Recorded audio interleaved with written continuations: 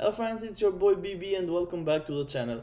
We are here with the semifinals from the Opera tournament that is happening online. It's a game between world champion Magnus and the Frenchman Maxim Lagrave.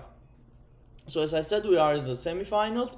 The semifinals is going to be 2 days. Yesterday, Magnus won his first match and today is the second match between them. In the second match, the game that we're showing is from the Armageddon. So what happened? It happened that the score is tie, 2-2, and then we had two blitz matches when they were both tied, and then we are here with the Armageddon when Magnus had the right to choose and he chose the white pieces. So this means that Magnus has 5 minutes on the clock, Maxim has 4 minutes on the clock, but Magnus must win the game. If it's a draw, then Maxim is gonna advance to the final. So it was such an interesting game, and then I would be happy to show it for you. But before showing you the game, I have just a short announcement. So I want to congratulate the biggest chess channel in the world, the Agat Matters chess channel, for 1 million subscribers. So here we have the Agat Matters chess channel reached 1 million subscribers, and we just want to congratulate Antonio for this amazing milestone that he achieved. So said that, now back to our game. So without losing any more time, let's dive straight into it. So as we said, Magnus with the white pieces opens with d4, and we have knight f6 from Maxim, c4 from Magnus, and we have we have g6 first from Maxim. So we have the king's Indian defense. Knight c3 from Magnus, and of course Maxim goes for his Grunfeld defense with d5. So we have the Grunfeld on the board, and now Magnus captures the pawn on d5. Maxim captures with a knight on d5, and now Magnus develops to d2.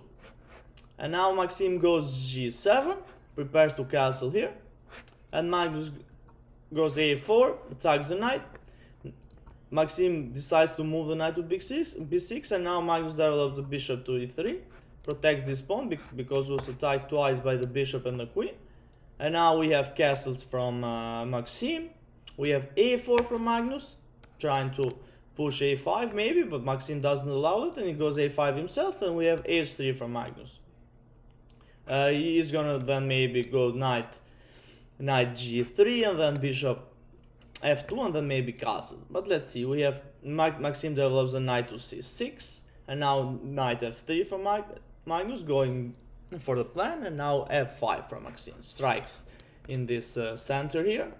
And Magnus here he might push the pawn, but that it's not ideal in the Grunfeld because this pawn would then be very weak. So that's not the right way to go, and Magnus didn't go for this. Rather, he goes, he captures on f5, he captures the pawn, and now bishop captures on f5, and now we have bishop e2 from Magnus, preparing to castle here, and now we have b4 from Maxim, and now Magnus goes rook to c1, very nice move. Protecting this knight. He also in the blitz section he had the same exact move, and he still won for this rook to c1 move. It's very nice from him. Controls a lot of space. And now c6 from Maxim. We have castles from Magnus, and now knight 6 to d5 from Maxim, tagging this knight. And now Magnus first goes bishop to d2.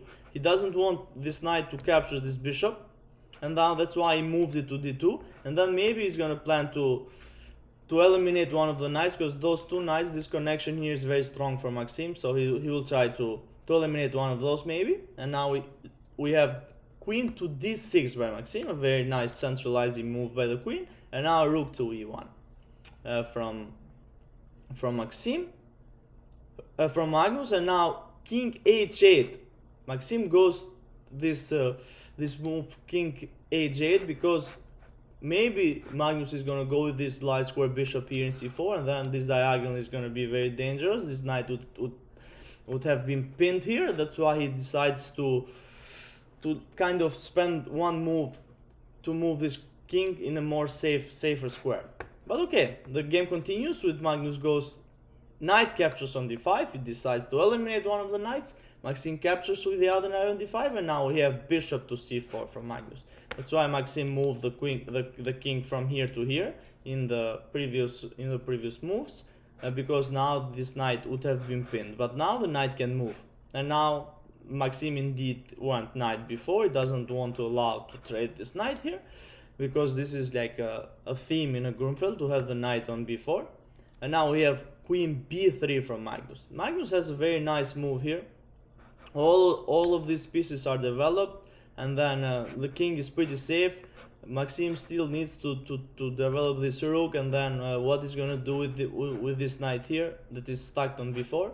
Well, let's see how the game goes. And we have rook a to d8 from Maxim. It decides to develop the rook and puts pressure on the central pawn. And now we have bishop g5 from Magnus. It's very nice move, because if for example Maxim decides to let's say captures here, then Magnus would have captures, and then it seems like Maxim won a pawn here, but it's not really, because Magnus would have this very nice bishop to e7 move.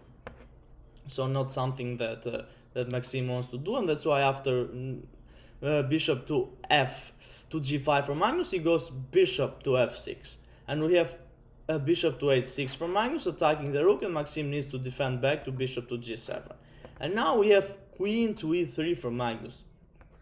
Very nice move, putting pressure on this pawn here, and if Maxim decides to trade here, then he will just capture with the queen, so it's not gonna be a problem for Magnus. And this queen here in the center of the board is very strong. And we have rook to d8 from Maxim. He needs to defend this pawn, but Magnus goes bishop to f4. He plans to put the bishop in this very nice diagonal here. He wants to trade the very strong dark square bishop that black has. And now let's see if Maxim would prevent this. He goes knight d5 first. He wants to at least close this diagonal here, so the king can have a square maybe where to move, because the bishop was controlling all of this diagonal here. And now we have a bishop captures on d5. Then Magnus decides to eliminate that knight, because the queen was under attack, of course, and the bishop was under attack. So he wants to keep both of those very strong pieces here, and that's why he decides to eliminate the knight. And of course, Maxim captures the bishop on d5, and now we have rook c5 first from Magnus attacking the queen. Maxim moves the queen to d8, and now the very strong move bishop to e5. And now here is a very critical moment of the game, because here Maxim unable to protect the position here, and maybe he would have a chance to hold this, is to go bishop to f6. This kind of holds the game for Maxim, and then Magnus would fight for his meal, because it's he's better, or white is much better, of course, but still there's a lot to be played there. But rather than this move bishop to f6, Maxim goes bishop to c8, and this is such a terrible blunder, because Magnus here has a very strong move, and he played it in like less than 3 seconds, because I was watching the live coverage, and then he just spends on less than 3 seconds to find this move. And also Peter Lecco in the commentary in the chess24.com, he found that move that Magnus is gonna play next, and Magnus definitely showed that how strong he is, and that's why he's the world champion for a reason. And he went queen to h6. So here we have it, queen to h6, and now there's not much left for Maxim here anymore, because of course the bishop cannot capture the queen because it's pinned. And then rather than that, if you don't react, then just queen captures here on g7 would be checkmate. So Maxim needs to give up the rook here, the only move that doesn't checkmate, and it goes rook to f6.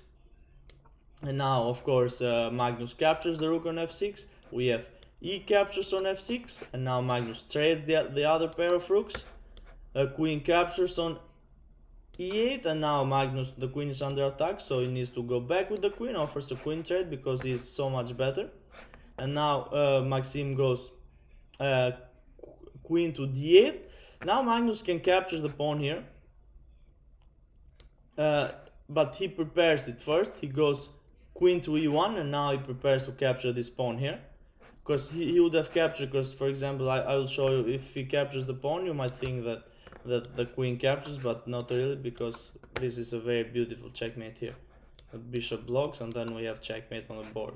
That's why this was not possible, and Magnus had the chance on capturing on a5, but he didn't go for that. He rather went queen to e1, as we said, and now we have